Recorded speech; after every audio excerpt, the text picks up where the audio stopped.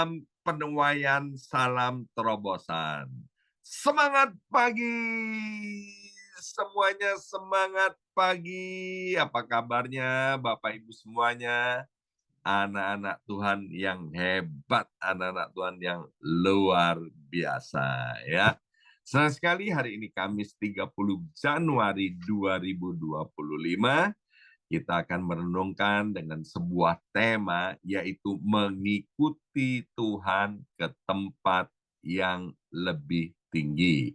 Satu kali ada seorang anak kecil yang ikut ayahnya untuk hiking, mendaki gunung Bapak Ibu sekalian. Nah, di tengah jalan si anak ini mulai capek dan mengeluh. Dia bilang, "Dedi, Dedi, jalannya sulit, ya, aku capek." Tapi si Dedi tersenyum Bapak Ibu sekalian. Dia angkat anaknya dan dia bilang gini sama anaknya, "Nak, ya kalau kamu berhenti sekarang, kamu nggak akan sampai ke puncak. Kalau kamu berhenti sekarang, kamu nggak akan bisa melihat betapa indahnya pemandangan itu kalau kita ada di puncak. Ayo, semangat, semangat, semangat." Ya. Dan kemudian anak ini pun bersemangat kembali. Dia jalan bersama dedinya, Bapak Ibu sekalian. Setelah itu mereka tiba di puncak. Waktu tiba di puncak, anak ini takjub Bapak Ibu sekalian ketika dia lihat pemandangan yang begitu indah. Dia bilang, "Wow, keren banget ya." Nah, seperti itulah Bapak Ibu sekalian ketika kita mengikuti Tuhan. Memang jalan untuk mencapai puncak itu tidak selalu mudah. Tetapi keindahan di puncak itu selalu sepadan dengan apa yang kita lakukan, ya. Kehendak Tuhan atas setiap kita bukan menjadi ekor. Tuhan mau kita terus naik, naik, dan naik menjadi kepala. Kehendak Tuhan atas kita adalah jalan hidup setiap orang percaya itu seperti cahaya fajar pada pagi hari yang semakin terang hingga rembang tengah hari. Dalam hidup, mengikuti Tuhan seringkali kita seperti sedang mendaki gunung. Jalannya sulit, tetapi Dia, Tuhan kita, Yesus Kristus, selalu setia berada bersama-sama, berjalan dengan kita, agar supaya kita tiba di tempat yang lebih tinggi. Percayalah, tahun 2025 Tuhan mau mengangkat derajat hidup setiap kita. Seperti yang saya katakan di awal tahun ini akan menjadi tahun yang jauh lebih baik daripada tahun-tahun yang lampau, dari masa-masa keemasan, masa-masa kejayaan dari hidup kita. Maka itu Bapak Ibu sekalian, langkah yang pertama kita harus menyerahkan kehidupan kita kepada Tuhan secara total. Mari kita lihat dari kitab Amsal pasal 3, ayat yang kelima sampai dengan ayat yang ketujuh. Demikian bunyi Amsal pasal 3, ayat yang kelima sampai dengan ayat yang ketujuh. Percayalah kepada Tuhan dengan segenap hatimu, dan janganlah bersandar kepada pengertianmu sendiri. Akuilah Dia dalam segala lakumu, maka Ia, Tuhan, akan meluruskan jalanmu. Janganlah engkau, menganggap dirimu sendiri bijak. Takutlah akan Tuhan dan jauhilah kejahatan. Bangsa Israel waktu dibawa Tuhan keluar dari Mesir, dari perbudakan selama 430 tahun, menuju tanah Kanaan, tanah perjanjian, Tuhan memimpinnya melalui tiang awan dan tiang api. Ya, Tuhan membawa bangsa Israel itu keluar dari Mesir dengan banyak peristiwa yang ajaib, dengan jalan yang tidak biasa, Bapak Ibu sekalian. Tetapi yang luar biasa adalah Tuhan itu memimpin mereka baik pada siang hari maupun pada malam hari. Artinya apa? Tuhan terus memimpin kehidupan orang Israel. Dan hari ini kita yang disebut sebagai anak-anak Allah karena percaya kepada Yesus Kristus Tuhan, maka Tuhan yang tidak pernah berubah kasih kuasa dan cintanya kepada kita, Bapak Ibu sekalian, Tuhan juga mau memimpin kehidupan kita. Orang-orang Israel itu mereka harus mempercayai Tuhan sepenuhnya, ya. Karena apa? Mereka tidak tahu arah yang mana yang harus mereka tempuh. Ya, kalau kita ada di padang gurun, Bapak Ibu sekalian, itu yang pernah ke padang gurun itu adalah hal yang amat sangat menakutkan karena kita nggak tahu arah dan kemudian kita nggak bisa lihat apa-apa selain hanya ada padang gurun, ada padang pasir yang begitu luas, ya. Nah, seperti Tuhan sudah memimpin bangsa Israel, demikian juga Tuhan yang sama yang akan menuntun kita. Maka itu kita perlu untuk percaya, kita perlu untuk menyerahkan hidup kita sepenuhnya kepada Tuhan. Waktu Raja Salomo diberi kesempatan oleh Tuhan untuk meminta apa saja yang ia inginkan. Wow, kalau kita baca Alkitab, kita takjub Bapak Ibu sekalian. Apa yang diminta oleh Salomo? Salomo nggak minta kekayaan, Salomo tidak minta agar musuh-musuhnya itu mati, dia nggak minta agar supaya lawan-lawannya itu jatuh, Salomo tidak minta umur panjang, Salomo tidak minta kesehatan, tapi ini yang diminta oleh Salomo. Salomo meminta hikmat daripada Tuhan, ya, untuk memimpin bangsa Israel. Salomo meminta hikmat daripada Tuhan agar hidup Salomo itu dapat hidup dengan benar dan berkenan di hadapan Tuhan. Dan kita tahu karena Salomo tidak mau mengandalkan pemikirannya sendiri, tetapi mencari Tuhan di dalam segala hal kehidupannya, maka Tuhan memberkati Salomo itu dengan hikmat. Plus bonus, bonus, bonus. Bonusnya apa? Kekayaan dan kehormatan yang luar biasa. Namun sayang sekali, saat Salomo mulai diberkati oleh Tuhan, dia kemudian berjalan menurut pengertiannya sendiri. Sehingga akibatnya kita lihat dia menikahi banyak istri, ya. Dia memiliki banyak gundik, totalnya kurang lebih 1.000 orang, dan kemudian dia jatuh di dalam dosa penyembahan berhala, jalannya jadi bengkok. Di sini kita belajar bahwa hidup itu adalah pilihan. Gembala senior kita berkata bahwa keadaan kita hari ini itu merupakan akumulasi daripada waktu-waktu yang lampau. Dan masa depan itu dimulai dari hari ini. Artinya, Bapak Ibu sekalian, biarlah mulai hari ini kita terus mengandalkan hidup kita hanya kepada Tuhan sepenuhnya dan jangan berjalan menurut pengertiannya sendiri. Satu kali ada seorang anak, ya, waktu Cynthia kemarin dia main ke rumah neneknya, ya. Dan kemudian entah bagaimana kepala si anak ini, Bapak Ibu sekalian, bisa masuk ke dalam lubang sandaran kursi. Lucu banget Bapak Ibu sekalian. Dan anak ini nggak bisa mengeluarkan kepalanya. Dia panik, dia mulai nangis, dia mulai coba keluarkan kepalanya dan dia nggak bisa keluarkan kepalanya. Ya, semakin dia menarik kepalanya, semakin sakit rasanya. Kemudian neneknya bilang begini, nah, gini. Sekarang tenang ya. Sekarang kamu jongkok dulu, pelan-pelan. Ayo kepalamu nunduk ke bawah. Dan kemudian si cucu ngikuti arahan daripada neneknya. dan dengan mudah kepalanya bisa keluar dari sandaran kursi itu. Nah, seringkali dalam hidup ini kita bersikeras untuk menyelesaikan masalah kita sendiri, ya. Dan apa yang terjadi? Kita semakin terjebak di dalam kesulitan demi kesulitan.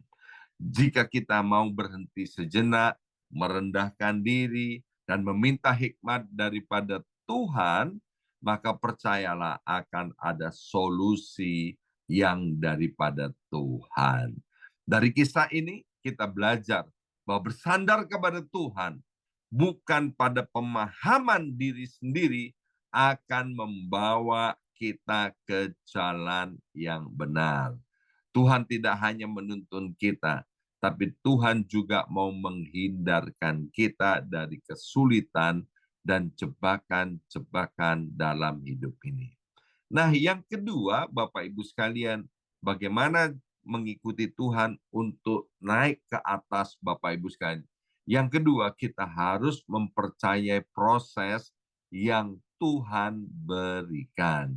Mari kita lihat dalam kitab Roma pasal 8 ayat 28 sampai dengan ayat yang ke-29. Roma 8 ayat 28 sampai dengan 29. Kita tahu sekarang bahwa Allah turut bekerja dalam segala sesuatu untuk mendatangkan kebaikan bagi mereka yang mengasihi Dia, yaitu bagi mereka yang terpanggil sesuai dengan rencana Allah. Sebab semua yang dipilihnya dari semula, mereka juga ditentukannya dari semula untuk menjadi serupa dengan gambaran anaknya, supaya ia anaknya itu menjadi yang sulung di antara banyak saudara. Perhatikan ayat ini Bapak Ibu sekalian, bahwa Allah Tuhan kita turut bekerja dalam segala sesuatu. Saya mau ingatkan kepada Bapak Ibu sekalian, berkali-kali saya tegaskan bahwa Tuhan itu adalah Allah yang maha baik. Karena Tuhan itu adalah Allah yang maha baik, maka tidak ada produk kejahatan yang keluar dari Tuhan. Semuanya baik. Ayat ini menegaskan bahwa Tuhan Allah yang maha baik itu, waktu Dia turut bekerja bersama-sama ya dalam hidup kita, tentu hasilnya bukan lagi baik, tapi amat sangat baik. Jadi Bapak Ibu sekalian, waktu proses sedang terjadi dalam hidup kita, percayailah firman Tuhan ini. Roma 8 ayat 28 sampai dengan ayat 29. Kalau Tuhan itu berfirman, pasti Tuhan itu menggenapinya. Kalau Tuhan bilang bahwa Dia turut bekerja dalam segala sesuatu untuk mendatangkan kebaikan, bagi kita-kita yang mengasihi Dia, itu pasti Tuhan turut bekerja. Dan pasti hasilnya itu mendatangkan kebaikan bagi kita semua. Ya, ayat 29 itu kita tahu kenapa Tuhan turut bekerja, ya, karena Tuhan mau agar setiap kita menjadi serupa dengan Yesus Kristus Tuhan. Kita tahu kisah daripada seorang anak muda bernama Yusuf dalam kitab Kejadian 37 sampai Kejadian pasal 50. Berkali-kali dikatakan Tuhan menyertai Yusuf. Coba Bapak Ibu sekalian berhenti sejenak, renungkan. Tuhan menyertai Yusuf. Loh, tapi kok dimasukkan ke dalam sumur? Ya kan? Padahal Tuhan menyertai Yusuf. Kemudian dikatakan Tuhan menyertai Yusuf. Kemudian Yusuf dijual jadi budak. Bapak Ibu sekalian, jadi budak itu adalah hal yang amat sangat memalukan. Tapi Alkitab bilang Tuhan menyertai Yusuf. Karena Tuhan menyertai Yusuf, maka Yusuf tiba di rumah Potifar. Dan dari rumah Potifar, Yusuf masuk ke penjara. Dikatakan Tuhan menyertai Yusuf. Tapi puji Tuhan, cerita daripada Yusuf tidak berhenti di penjara, ya. Karena Tuhan menyertai Yusuf, maka Tuhan intervensi dalam hidupnya ketika terjadi hal-hal yang tidak baik. Untuk apa? Untuk mendatangkan kebaikan bagi Yusuf. Dan kita tahu akhirnya Tuhan meninggikan, Tuhan mengangkat dan mempromosikan hidup daripada Yusuf. Hari ini saya tidak tahu keadaan Bapak Ibu semuanya sedang mengalami proses yang seperti apa, tapi satu hal, peganglah Roma pasal 8 ayat 28 sampai dengan 29. Tuhan akan intervensi di dalam proses hidup yang sedang kita alami, ya. Karena kita tahu akhirnya Tuhan membuat segala sesuatu indah pada waktunya. Akhirnya kita akan tampil Bapak Ibu sekalian seperti anaknya. Kita dibentuk seperti anaknya. Maka itu waktu sedang mengalami proses, jangan pernah berontak Bapak Ibu sekalian, apalagi ngomel, ya. Nikmatin proses itu karena Bapak Ibu sekalian tidak pernah berjalan sendirian, tapi waktu mengalami proses Tuhan intervensi di dalamnya. Dan yang terakhir, Bapak Ibu sekalian, ya, mengikuti Tuhan ke tempat yang lebih tinggi. Maka yang ketiga, kita harus bersiap meninggalkan zona nyaman, ya. Kejadian pasal 12 ayat yang pertama. Kejadian 12 ayat yang pertama. Berfirmanlah Tuhan kepada Abram, pergilah dari negerimu dan dari sanak saudaramu dan dari rumah bapakmu ini ke negeri yang akan kutunjukkan kepadamu. Kalau Abram nggak mau meninggalkan zona nyaman, Bapak Ibu sekalian, tentu dia tidak akan tiba di tempat yang lebih baik, lebih tinggi, dan lebih diberkati. Kita tahu bagaimana Abraham atau Abram ini kemudian meninggalkan zona nyamannya. Dia meninggalkan tempat tinggalnya, dia meninggalkan tanah kelahirannya. Ketika Tuhan memanggil Abram untuk meninggalkan zona nyamannya itu, Bapak Ibu sekalian, Abram tidak tahu dia akan tiba di mana. Tapi yang luar biasa, Abram taat untuk meninggalkan zona nyamannya, ya. Nah, di dalam ketaatan itulah akhirnya Tuhan memberkati Abram dan Abram menjadi bapa banyak bangsa. Abram diberkati Tuhan dengan luar biasa. Seekor ayam yang tidak pernah meninggalkan kandangnya akhirnya dipindahkan ke peternakan bebas, Bapak Ibu sekalian. Awalnya ayam ini ketakutan dan hanya berdiri di pintu kandang. Tetapi ketika ayam ini mencoba untuk berjalan keluar, ternyata ia menemukan ladang yang penuh makanan dan kebebasan. Ya, saya tidak membandingkan Bapak Ibu dengan ayam, tapi kita semua adalah Raja Wali. Tapi melalui kisah seekor ayam ini, Bapak Ibu sekalian, waktu ayam ini mau meninggalkan zona nyamannya, ternyata dia menemukan ladang yang luas. Nah, Tuhan seringkali mendorong kita untuk keluar dari zona nyaman kita agar supaya kita dapat menikmati berkat-berkat Tuhan yang jauh lebih besar, ya. Maka itu Bapak Ibu sekalian, ketika Tuhan membawa kita menunjukkan jalan bagaimana agar kita meninggalkan zona nyaman kita, please jangan keraskan hati, tapi ikuti saja Tuhan. Dan kita akan melihat Tuhan akan membawa kita ke tempat yang lebih tinggi. Ya, hari ini kita sudah belajar 3 hal. Yang pertama, kita harus menyerahkan hidup kita ini kepada Tuhan secara total. Dan yang kedua, Tuhan mau kita mempercayai proses yang sedang terjadi. Dan yang ketiga, mari Bapak Ibu sekalian, kita bersiap-siap meninggalkan zona nyaman kita, karena ada berkat yang jauh lebih besar yang ada di depan kita. Mari kita berdoa, materaikan kebenaran firman Tuhan ini. Ya Aba, ya Bapa, kami tahu Engkau Allah kami yang maha baik.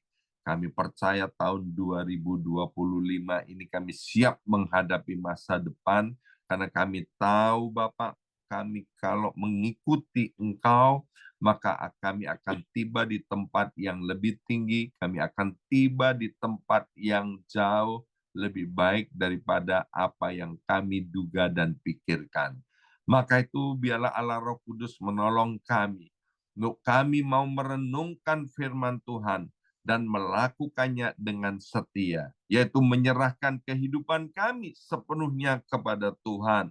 Kami mau mempercayai setiap proses yang Tuhan izinkan terjadi dalam hidup kami. Dan kami mau meninggalkan zona nyaman kami, Tuhan. Terima kasih Bapa, dalam nama Yesus kami sudah berdoa. Haleluya. Amin, amin, amin.